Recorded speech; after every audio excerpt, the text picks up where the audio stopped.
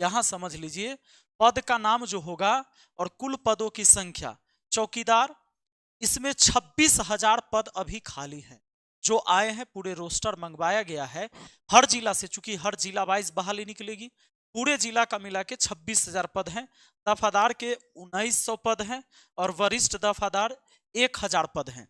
चौकीदार का प्रमोशन होकर दफादार बन सकता है और वरिष्ठ दफादार तक बन सकते हैं, यानी ये प्रमोशन होके यहां तक आप जाएंगे। अब यहां पर बात आती है, आपने ऑफिशियल नोटिफिकेशन एक जो रिलीज हुआ था वो 20 जनवरी 2026 को, जिसमें बताया गया था कि लिखित परीक्षा होगी।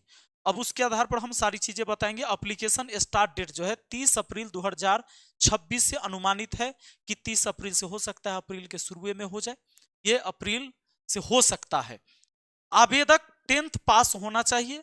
आवेदक को साइकिल चलाने का ज्ञान होना चाहिए। आवेदक का उम्र नीचे दिए गए जानकारी के अनुसार चाहिए, जैसे अभी मैं बताऊंगा। उससे पहले जान लीजिए कि अगर आप चौकीदार बनते तो आपका काम क्या रहेगा।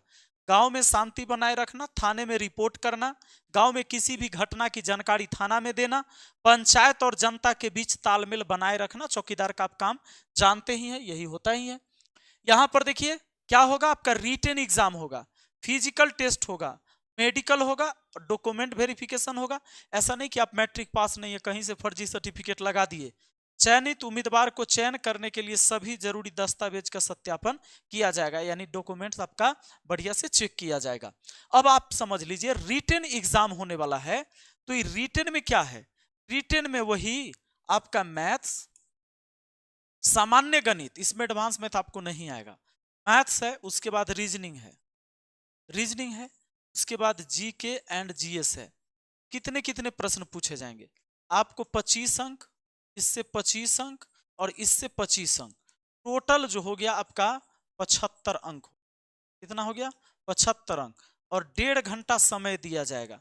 कितना समय मिलेगा, 1.5 घंटा टाइम आपको दिया जाएगा। यानी वो बहुविकल्पीय प्रश्न होगा, यानी एक प्रश्न आएगा, उसके नीचे 4 गो उत्तर रहेगा, उसमें एक उत्तर सही रहेगा, उसको आपको मतलब चिन्हित करा जाइए। उसके बाद जब आपका ये 75 अंक का हो जाएगा रिटेन, तो अब क्या है देखिए, फिजिकल 50 अंक का, जिसमें क्या क्या है भाई, जिसमें है आपका दौड़ 30 अंक का, दौड़ कितना 30 अंक, ऊंची कूद 10 अंक, गोला 10 अंक। अब फी लगेगा फॉर्म भरने में 100 रुपया। क्या चाहिए, ऊंचाई क्या चाहिए, ऊंचाई ये समझ लीजिए, जैसे अगर जनरल वाले हैं, यूआर वाले, ओबीसी मेल है तो 165 सेंटीमीटर, 165 सेंटीमीटर। ईबीसी वाले को 162, एससी एसटी मेल को 160, ये भी मेले। ऑल फीमेल के लिए 152 सेंटीमीटर, ऑल फीमेल के लिए कितना 152 सेंटीमीटर।